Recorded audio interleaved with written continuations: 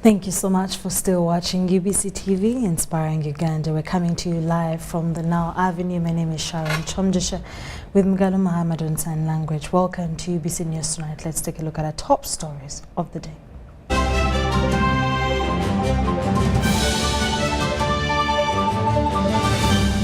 Brought to you by How to get points. Just use MTN to make calls, send SMS, load airtime, buy bundles, or pay for MTN subscription services. Everywhere you go, MTN.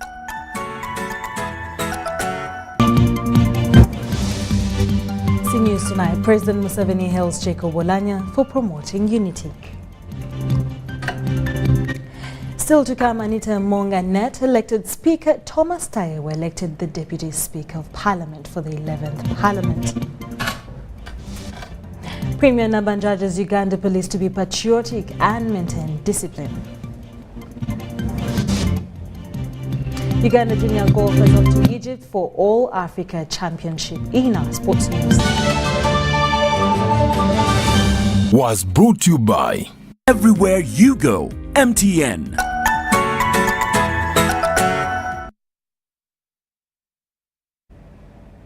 Good evening once again. My name is Sharon Chomjisha with Mgalo Muhammad on Sign Language. In our top stories of the day, members of Parliament have overwhelmingly voted Bukeria Woman Member of Parliament Anita Annette Among as the next Speaker of Parliament. The election follows the passing on of Jacob Oulanyah, whose death caused a leadership gap at Parliament. Anita Monga-Net polled 401 votes against Asman Basalirwa with 66 votes. Member for the new Deputy Speaker of Parliament, Ruhinda North Member of Parliament Thomas Taye replaces Anita Annette Among. Now Taye was voted overwhelmingly, beating Choga County Member of Parliament Moses Okot Biteko of FDC. The special sitting of the House took place at Kololo Ceremonial Grounds under the stewardship of the Chief Justice Alfonso Owinidolo. Anita Among and Honorable Basalirwa Asuman. The leadership crisis that Jacob Oulanyah's death created at Parliament has been addressed. As the Speaker of the 11th Parliament of the Republic of Uganda, I beg you to move. I am forever indebted to you for this confidence that you're giving me in nominating me for the Speaker of 11th Parliament. Members of Parliament have voted for the new Speaker and Deputy Speaker. When the body of the Speaker arrives in this country, a number of things will happen, chief among which will be his lying in state in Parliament and Parliament honoring him. That will be a sitting of Parliament which will enter the Hansard of Parliament. Accordingly, it will be a business of Parliament. And the Constitution, as I've said, is clear that such an honor to the fallen Speaker, in this case, can only be done when there is a Speaker to do that. Anita Among Annette, who has been the Deputy Speaker, has risen to become Speaker after defeating Bugiri Municipality Member of Parliament, Asmani Basalirwa. By virtue of the powers entrusted to me by Article 82, Clause 5 of the Constitution of the Republic of Uganda, I hereby declare Among Anita Annette as the duly elected Speaker of the 11th Parliament.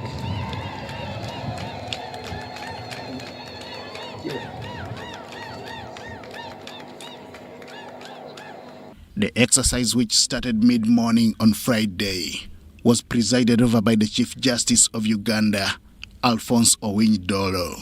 It follows a vacuum that the death of Speaker Jacob Oulanyah created, with no constitutional provision for automatic takeover by the deputy.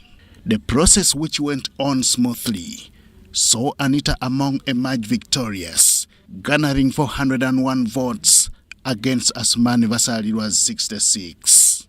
And that I will support uphold the Constitution of the Republic of Uganda as by the law established. So help me God. I would have had a strong mentor and a stronger leader in Jacob, but we thank God for everything. As the Parliament of Uganda and as a country, we can only celebrate his life by taking forward the aspirations that he had promised the people of Uganda, and I can promise the country I will do that. Which I am glad to call myself the title of Shadow Speaker. I want to thank you so much, the 66. To this regard, colleagues, I want to thank the Right Honorable Anita Among upon your election. I want to confirm that the process has been open, has been free, has been democratic. Upon settling in her new seat, she presided over elections for Deputy Speaker, having resigned the position. Thomas Taiwa was nominated by Tororo District Woman Member of Parliament Sarah Opendi and seconded by Kitgum District Woman MP Lillian Abe. I beg to move under Article 82 of the Constitution and Rule 6 of our Rules of Procedure of Parliament that the Honorable Taiwa Thomas, Member of Parliament, Ruhinda North County, Mitoma District, do take the chair of this Parliament as the Deputy Speaker of the 11th Parliament. I rise up to second the motion moved by Honorable Sarah Opendi for the nomination of Honorable Taiwa Thomas as the Deputy Speaker of the 11th Parliament. 57-58. Taiwa emerged victorious against Kyoga County legislator Okot Bitek Jr. By virtue of the powers entrusted to me by Article 82(5) of the Constitution of the Republic of Uganda, I declare Honorable Taiwa Thomas the duly elected Deputy Speaker of 11th Parliament. At the end of the day, it was clear that the leadership crisis at Parliament was no more. To my colleagues in the opposition, we are the leaders that God has chosen at this point in time to serve our people. I want to congratulate my brother Okot Bitek for the spirited fight he has managed to put up. We've known each other for long, from campus days up to now. We are working together, and I want to congratulate you. The entire process was graced by the head of state, President Yoweri Kaguta Museveni. Henry Okrut, UBC.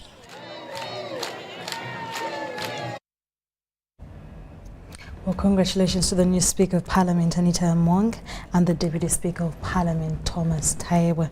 In more stories, President Yoweri Museveni has hailed the late Speaker of Parliament, Jacob Oulanyah, for uniting Northern Uganda.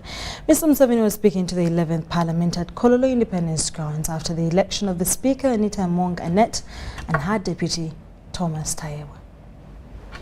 President Yoweri Kaguta Museveni says although the NRM government has promoted unity among Ugandans, the late Speaker of Parliament Jacob Oulanyah was instrumental in uniting the people of northern Uganda. And by listening carefully to the message of the NRM, he went down and actually succeeded in uniting our people in northern Uganda in those three areas: Lango, Acholi, West Nile. The NRM had, of course, been trying to unite them, but it seems the late Oulanyah had done it even more deeply than we had done before. And apparently, it had good effect, especially when he became vice chairman of the NRM in northern Uganda.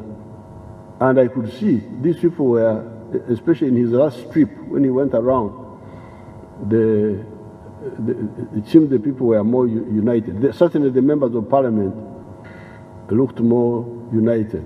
Speaking at Koro Independence Grounds after the election of Speaker Anita Among Anet and her deputy Thomas Taibwa, the president urged northern Uganda to avoid what he termed as regionalism, but instead look at themselves as Ugandans because the fallen speaker was for the whole country. Don't look at yourselves again as Acholi, Lango, Western Isle. Look at yourself as Ugandans. Go beyond that regionalism and look at yourself as Ugandans and as Africans. That's how the NRM has succeeded. Olanya, an agricultural economist and lawyer, served as deputy speaker between 2006 and 2016 under Rebecca Kadaga before defeating her on 24th May 2021 to become Speaker of the 11th Parliament. He only served for 9 months and 24 days. The president urged legislators, both NRM and opposition, to encourage their people to embrace the parish development model so that all Ugandans join the money economy. He said their success relies on how they work for their people. Bernard Higa, UBC News. Thank you so much, Benajiga. Ugandan President Yoweri Kaguta Museveni has sent a stern warning to the people who are spreading wrong information regarding the cause of the death of the late Speaker of Parliament, Jacob Olanya. Olanya was announced dead on the 20th of March in Seattle, the USA, where he was being treated. Now, the president says whoever is spreading such rumors will also be asked to help police with the facts of the story. I would like to warn people who are in the habit of taking advantage of problems to make cheap politics. And actually we are going to go for them, because I have heard some people saying that, oh, some people killed Olanya. Olanya was killed. The police are going to come and say, okay, you tell us, you seem to have some information. Oh yes, because if you say because Olanya did not die in a private home. He died in a highly reputable hospital. And before that, he was in another big hospital in Dubai. And before that, he was in our hospitals here, including the Cancer Institute. Everything is there. I did not know that Olanya was sick until when he went to Dubai. That's when and he went with our doctors. That's when I checked and I knew what the problems were. From that time, I started to know what the problem was. So, for somebody, especially somebody who is educated and who is supposed to be like a leader, to go and say, you must come and help the police, because you seem to know what we don't know. Come and tell us. So when you hear the police, don't say how are things, because we cannot go on with this indiscipline. It is not constructive at all.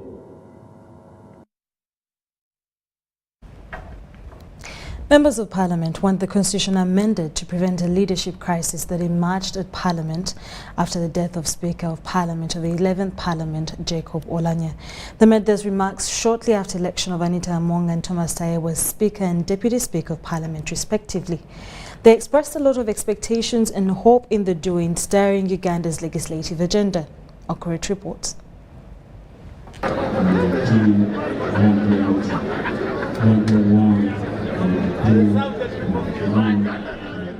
Yes, death is a natural issue, and none of us has a date when they are going to die. But one thing we know is that at any time something will happen. So the law is made not in anticipation but in realities. Now we are already in a reality, because traditionally in Africa, it's not good to elect a successor or a heir of a certain clan when the body is still with us on earth here. So I think there's a need for amendment. Even in that article, there's a need for provision of death, because it was not provided for under that article. They only provided for resignation. Even the president talked about it, that it is an unfortunate article that forces Uganda to go into elections while we are mourning our own speaker. It would have been prudent for us to, as in African culture, the tradition of Africans, we don't do anything until we have finished mourning, we have finished the burial. But now we are here tied by the constitutional order. We can't do anything until we do elect the speaker. So I am in support that when we go back after the burial of Jacobo, we should change that article, that something like that should never happen in Uganda, and more so in an African culture. I wouldn't think of amending the constitution. It's really bad that the person has to be replaced before he's buried, but I'm sure Jacob is happy wherever he is, because he was one of the people who participated in the constitution. So I would think leaving the constitution that way maybe, because not every time we have a speaker is going to die. This is just so unfortunate that it has happened this time, but we don't expect such a scenario to come in again. Times have gone. I'm very sure that she can come and support those people. What I have known of the incoming speaker is resilience. I can assure you that is a lady who can sit for 5 hours, 6 hours, deliberating or presiding over Parliament. Given the fact that Honorable Anita Among has been working alongside Honorable Jacob Olanya or under Jacob Olanya, and most of the time she has really been fitting in this seat, I think she has now gotten the strength to sit in that chair and be able to bid farewell to the former speaker. But it is the provisions of the Constitution that the speaker must be replaced in accordance with the Constitution today. We believe that the late Right Honorable Jacob Olanya had aspirations. For us who had gotten the opportunity to work closer to him, we understood his aspirations, his values. And the only way we take this forward is by the new speaker taking up similar responsibilities and aspirations. I want to thank the late for being a very tolerant and calm leader, because in the beginning, the late Honorable Jacob Olanya was working together calmly with Honorable Anita Among. I want to believe that the way the late Right Honorable Speaker of Parliament, Jacob Olanya, was working, the Right Honorable Anita Among was actually... The Right Honorable Anita Among will actually fit in the shoes. She has been a deputy, she has deputized so well, she has been running the parliament. She's a fast learner. I have no doubt whatsoever that she will fit in the shoes and carry forward the legislative work smoothly. Yeah, we've talked about it. We've talked about it as colleagues, but we want to first get all this got done with. We handle the burial, and it will be among the issues that we are going to discuss in the House.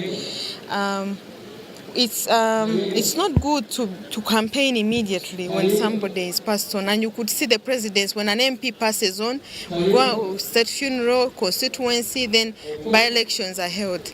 So it's unfortunate that we are caught up in such a situation, but I'm sure that once all this is done and done with, we are going to make an amendment. 86, 87, 89. Well, some members of Parliament are asking for an amendment, while others are still saying no to that.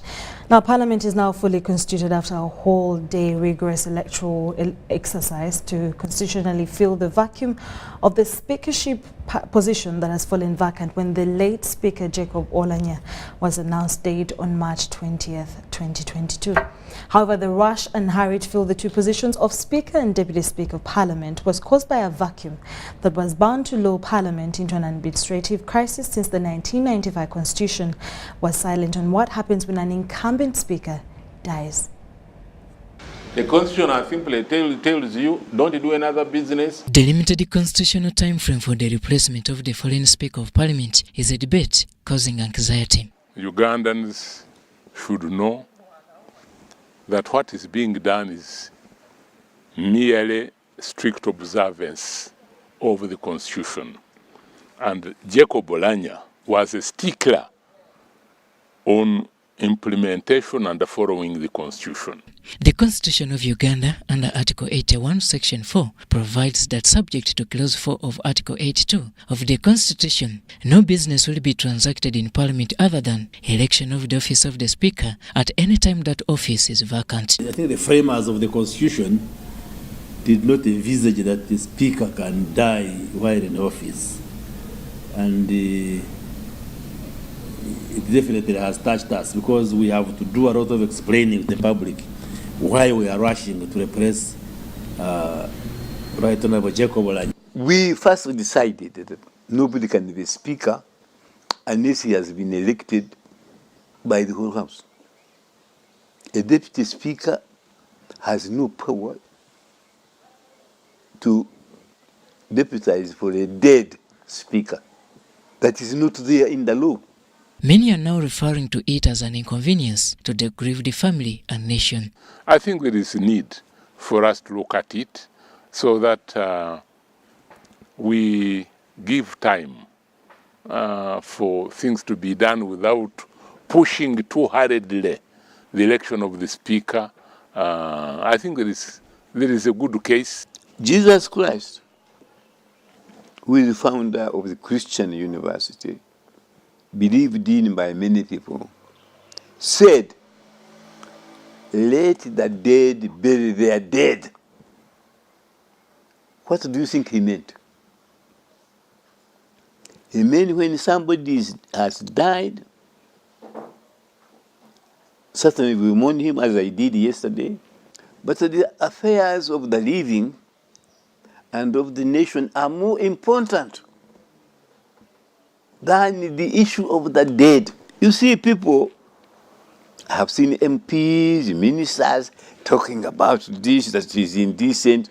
Indecent too. Professor George Kanyihamba is among the framers of the 1995 Constitution. He holds a contrary view about those suggesting the repeal of the silent Clause 81, Section 4 of our Constitution. By nominating a number of candidates and questioning them publicly and taking a little longer time, we shall find that the current runners, I don't know, what is his name, the one who is going for deputy? Thomas Tayewa. I don't know him well, but he has been speaking since. But Anita Mong has proved that she would be a worthy successor of my late friend, Jacob Olanya. But secondly, if we delayed a little longer, questioned some of the things she did before, her loyalty, her patriotism, maybe we'll find that there was somebody else more qualified than she to be Speaker. Currently, she's the best runner. But the other thing that persuaded us to say the new Speaker of Parliament should preside, if possible, on the death of his predecessor or her predecessor is this. Only one party determines the offices of the Speaker and of the Deputy. The Information Minister, Dr. Chris Barriomos, reveals that government may not sit back, but rather consider re-evaluation of the Constitution over the matter. But definitely in the future, we may have to review it, to review that provision, so that if a speaker dies in office, then the deputy should hold forth for some time, and then we can have elections. However, City lawyer Dan Wanderogalo says all these considerations are uncalled for and at a certain extent null and void. So that you change this and say when a speaker dies, the deputy will act. Why? Why do you want to do that? A deputy is a deputy. A deputy was appointed to the office of deputy. You can elect a speaker within 2 days. Why do you want the deputy to act for 2 days? According to the retired Justice of the Supreme Court and a framer of the 1995 Constitution, Professor Kanyehamba, the Constitution only left a leeway to the offices of the President and the Chief Justice as the only positions which can be taken over by deputies. We debated these matters. The question we are